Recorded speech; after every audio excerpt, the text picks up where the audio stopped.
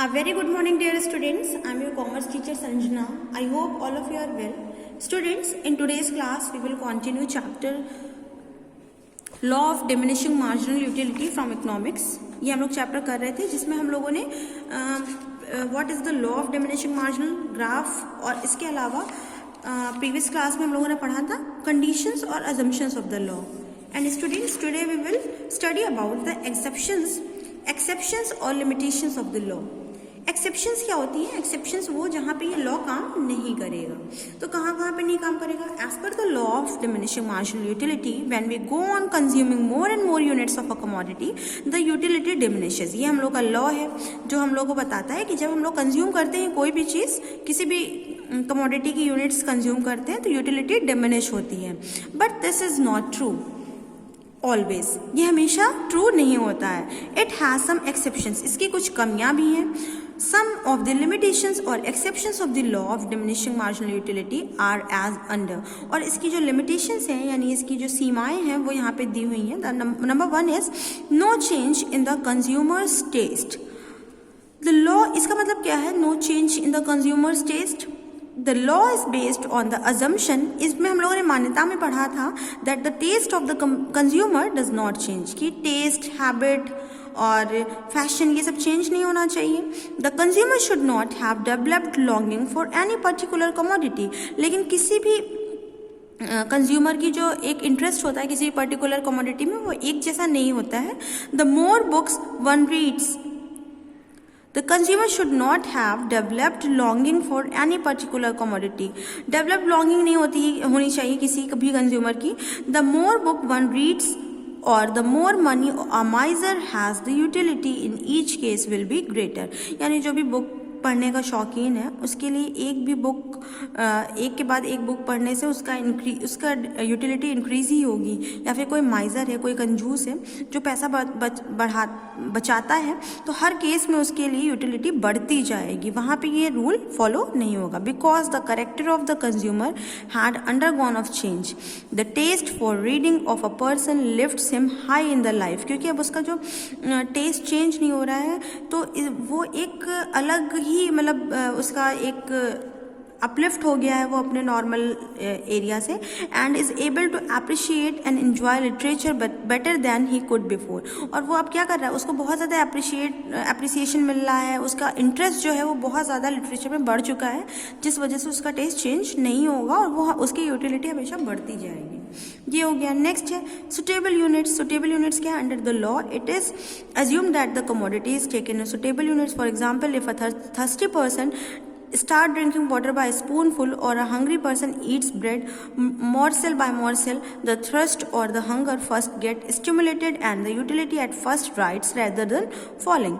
अब यहाँ पे क्या होगा? राइजेज हो जाएगा. अगर से बहुत छोटी यूनिट हम लोग ले रहे हैं, स्पून से पानी पी रहे हैं तो क्या होगा? हमारी यूटिलिटी पहले से राइज हो जाएगी. कम होने की जगह क्या हो जाएगी? बढ़ जाएगी हमारी जो भी यूटिलिटी होगी. बट आफ्टर ड्रिंकिंग वाटर और eating bread continuously for some time, no matter by spoons और morsels, a point will be reached when utility will begin to diminish. अब लेकिन स्टार्टिंग में तो अगर से बूंद बूंद पानी पिलाया जा रहा है तो बूंद स्टार्टिंग की कुछ देर तो आपके लिए यूटिलिटी बढ़ती रहेगी. लेकिन एक पॉइंट पे जब आपकी थ्रस्ट बुझने लगेगी, प्यास बुझने लगेगी तो यूटिलिटी घटना शुरू हो जाएगा.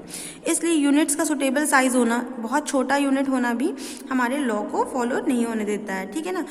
उसके बाद सुटेबल टाइम. सुटेबल टाइम क्या है? In order to make the law applicable the commodity should be consumed within a certain time. हम लोगों ने पढ़ा था assumption में कि कॉन्टिन्यूअस होना चाहिए, otherwise the law will not appropriate. For example, if you take your breakfast at 8 AM and lunch at 2 AM, you are taking the utility of both the meal. दोनों से ही यूटिलिटी मिलती है, ज़्यादा ही मिलती है. This is because the gap between the two meals is 6 hours, क्योंकि दोनों के बीच में गैप बहुत ज़्यादा है. And there is enough time to get the first meal digested. और पहला वाला मील हमारा क्या हो चुका है? डाइजेस्ट हो चुका है. On the contrary, if you take breakfast at 8 AM and lunch at 9 AM, the law will not apply. तब लॉ अप्लाई नहीं होगा. क्यों नहीं होगा? क्योंकि because the utility of the second meal that is lunch will be less. क्योंकि अब utility अब क्या हो जाएगी? लंच की कम हो जाएगी. तो सुटेबल टाइम की वजह से भी हो जाता है. Not applicable to money. Money पे अप्लाई नहीं होता है. The desire to acquire more money is inherent.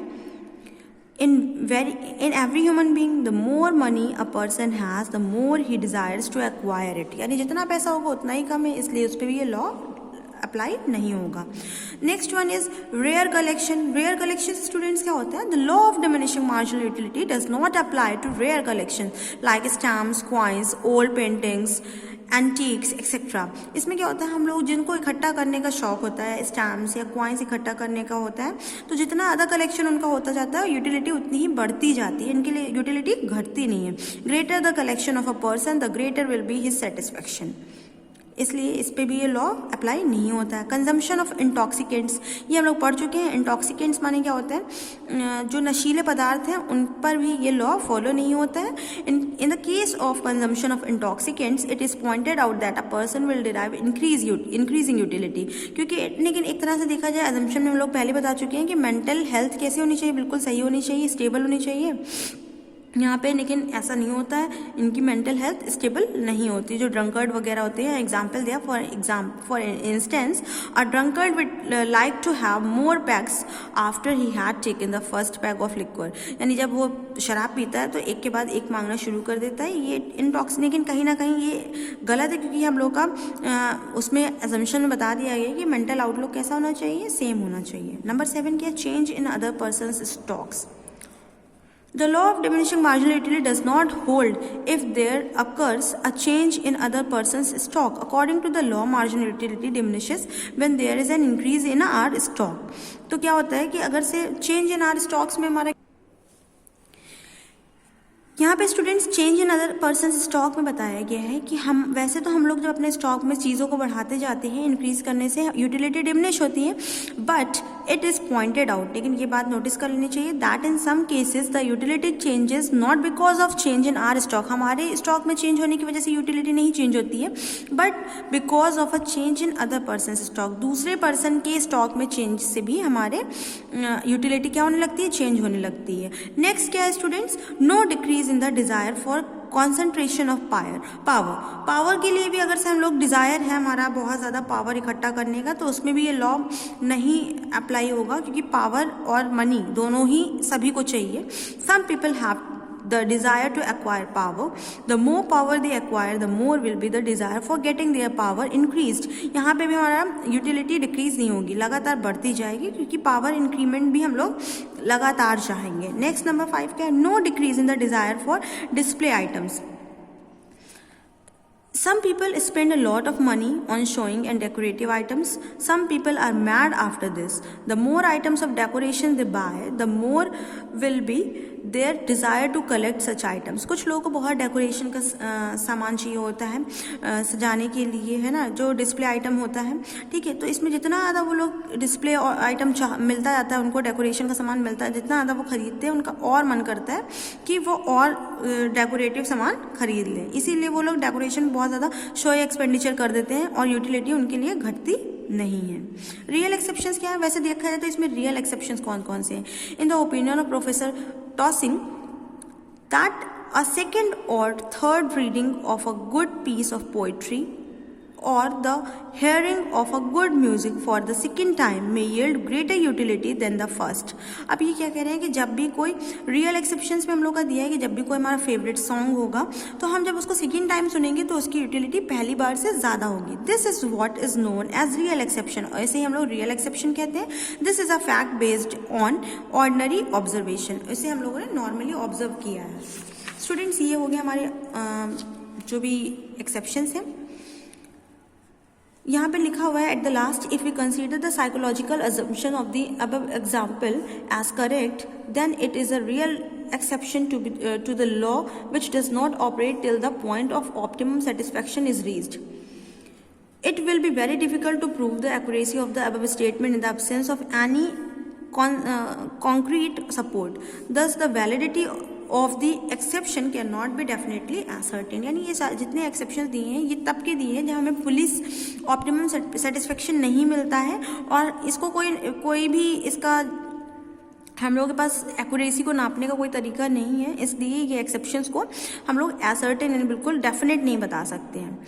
Students, after that what we have to do, importance of the law of diminishing marginal utility. अब ये इसका इंपॉर्टेंस क्यों है? इसकी इंपॉर्टेंस इकोनॉमिक्स में इसलिए है क्योंकि basis of the law of demand, इसके आगे ही हमारा लॉ ऑफ डिमांड आता है, law of demand, law of supply, तो ये सब जो है ये कहीं law of diminishing marginal utility से जुड़े हुए हैं। The law of diminishing marginal utility provides the function for various laws of consumption। बहुत सारे कंजम्पशन के और भी लॉज हैं जिनमें ये law of diminishing marginal utility हम लोग की हेल्प करता है। The law of demand which is very important law of consumption is based on the law of diminishing marginal utility. According to the law of demand, larger quantities of a commodity would be purchased at lower prices and smaller quantities at high prices। यानी जिनकी quantity ज़्यादा होती है उन्हें हम लोग लो price पे लेते हैं, जिनकी क्वांटिटी कम होती है उनको हाई प्राइस पे लेते हैं। ये किस पे बेस्ड है? ये हमारा law of diminishing marginal utility पर ही लॉ बेस्ड है, लॉ ऑफ डिमांड का। नेक्स्ट दूसरा पॉइंट क्या है? Basis of equi marginal utility, basis of consumer supply, indication relation between standard of living and efficiency, importance in the field of production, theory of taxation and public expenditure. ये students यहाँ पे क्या बताया गया इन सब में, जहाँ पे भी ये सारे लॉज या इन सब पॉइंट्स की ज़रूरत पड़ी है वहाँ पे law of diminishing marginal utility ने इनकी हेल्प करी है, इनको समझने में या फिर इनको डिसाइड करने में। दैट्स वाई ये लॉ इंपॉर्टेंट है इकोनॉमिक्स में, इकोनॉमिक्स की फर्दर स्टडीज़ के लिए। पब्लिक फाइनेंस में ये हेल्प करता है, important in the field of exchange, exchange की फील्ड में ये हेल्प करता है। मीन्स ये लॉ हमारे लिए कुछ अदर फील्ड्स में भी क्या है, इंपॉर्टेंट है। Now students, you have to read these points by yourself, and after that this chapter will be completed, and in the next class I will tell you what you have to write in your exam in your commerce copy। आपको कौन कौन से questions करने हैं ये हम लोग next class में देखेंगे, और अभी आपको सिर्फ इसको रीड करना है। Okay students, thank you, have a nice day.